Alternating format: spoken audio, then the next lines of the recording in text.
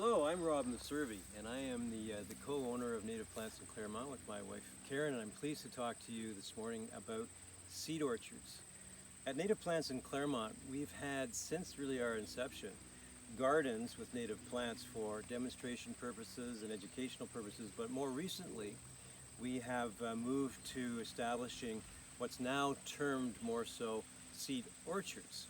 And we're going to give you a sample of one of our seed orchards here and discuss just what their function is. So seed orchards provide us an opportunity to ensure that we can harvest seed from a diversity of quality plants to meet current and future demand for native plants across the GTA.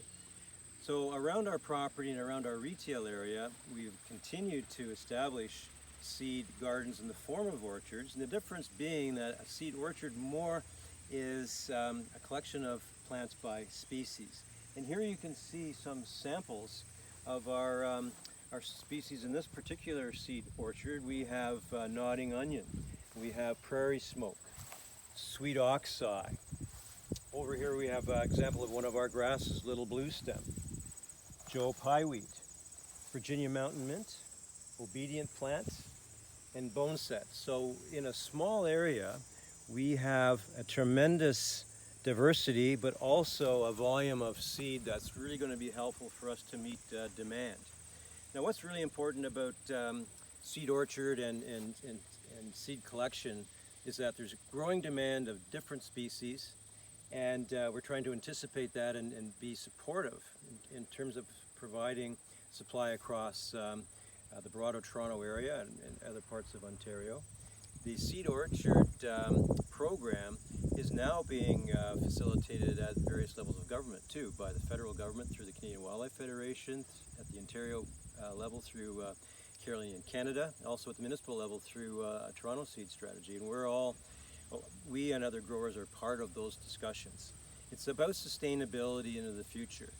Another tremendous asset of having these seed orchards here on our property is that when we have people come for retail purposes or just to have a look at what native plants are all about, it's a tremendous educational and information tool. We have signage which identify these species, and we have some of these actually in 3 languages. We have, of course, Latin name, the English name, and for some of the plants that are vital for indigenous purposes, whether it's medicine or ceremonial purposes, we have some of our signage in Ojibwe language. And we can also demonstrate to people who might come to our retail area and look at a plant that's not very large in the pots in the retail area and say, what's this going to look like in a couple of years? What's its flowering shape and color? And we can bring them over here to a fairly mature demonstration of some species, and they go, wow, had no idea they would get to that size or be that colorful.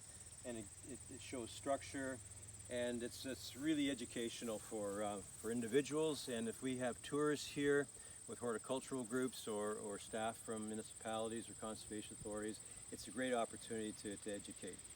So we're very pleased to be really, with other growers, really moving forward in a comprehensive way with seed orchard development.